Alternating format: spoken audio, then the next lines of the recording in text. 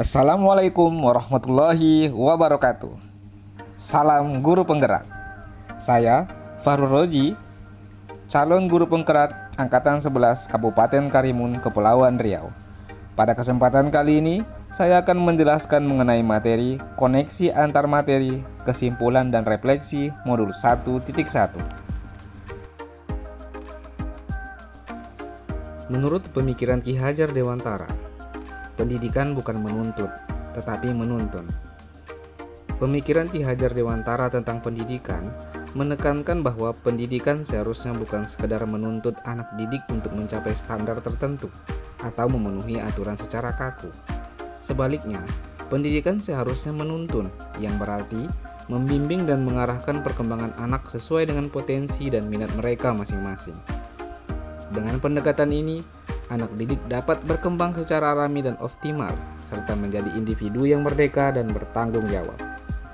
Pendidikan menuntun ini juga mencerminkan prinsip Ingarso Sung Tulodo, Ingmadio Mangunkarso, Tuturi Handayani, yaitu memberikan teladan di depan, membangun motivasi di tengah, dan memberikan dorongan dari belakang, sesuai dengan kodrat alam dan kodrat zaman.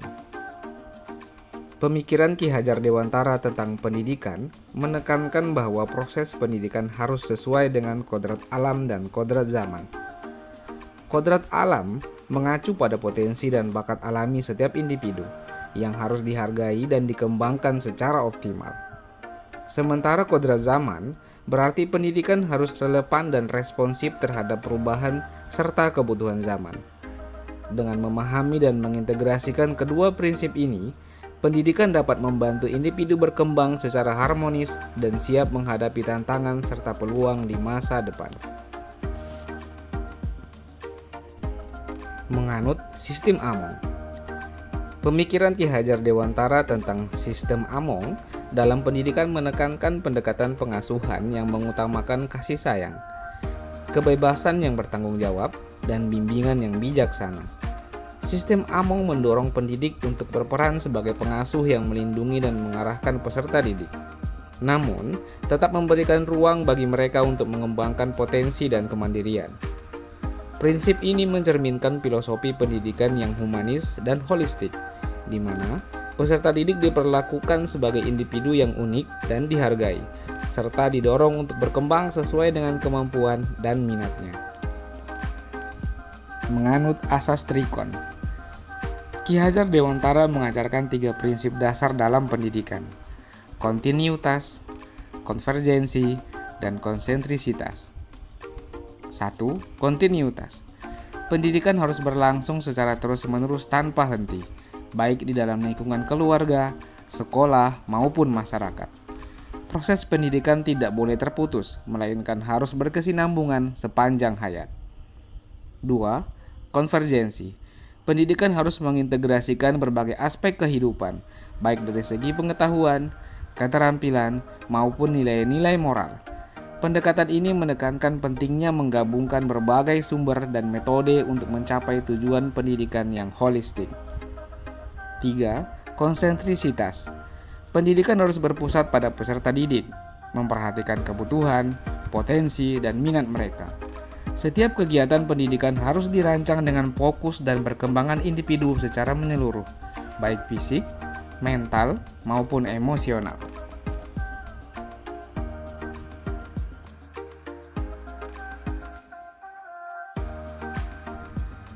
Sebelum saya mempelajari modul 1.1, yang saya percaya tentang murid dan pembelajaran adalah 1.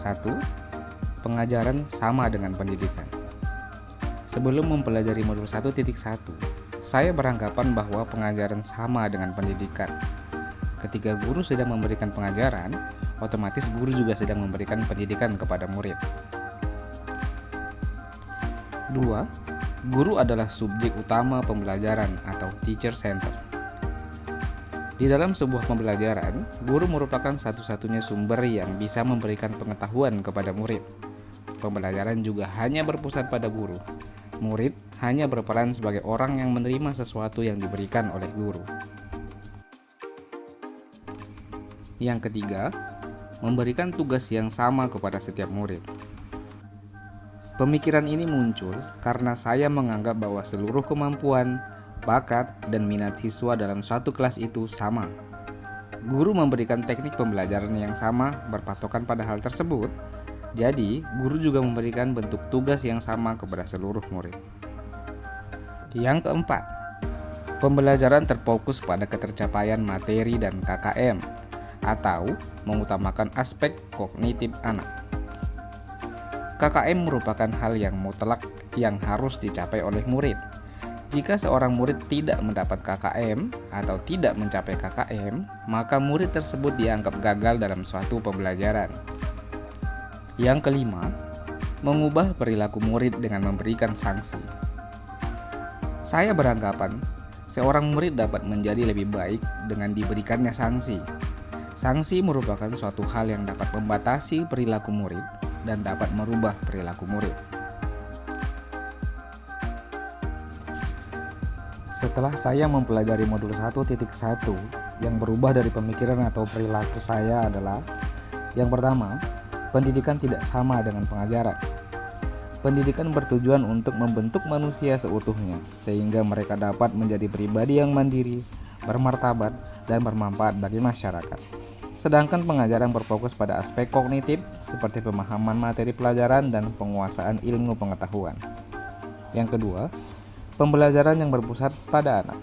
Guru berperan sebagai fasilitator dan membimbing, memberikan dukungan dan sumber daya yang diperlukan untuk membantu siswa mencapai tujuan belajar mereka.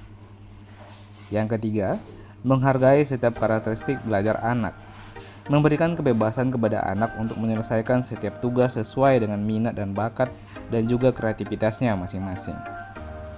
Yang keempat, tidak hanya berfokus pada aspek kognitif, mengemas pembelajaran secara menarik agar motivasi belajar siswa meningkat.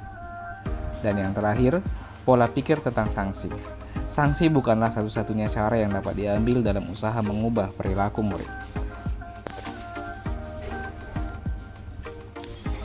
Yang segera akan saya lakukan di kelas agar kelas saya mencerminkan pemikiran Ki Hajar Dewantara adalah: yang pertama, merancang pembelajaran yang interaktif dan menyenangkan.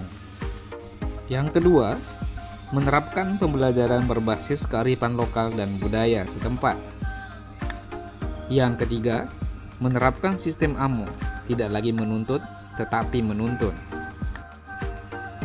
Yang keempat, pembelajaran yang sesuai dengan kodrat alam dan kodrat zaman.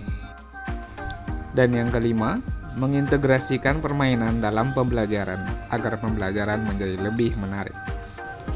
Demikian penjelasan mengenai koneksi antar materi, kesimpulan, dan refleksi modul 1.1. Semoga bermanfaat dan dapat menginspirasi. Salam Guru Penggerak.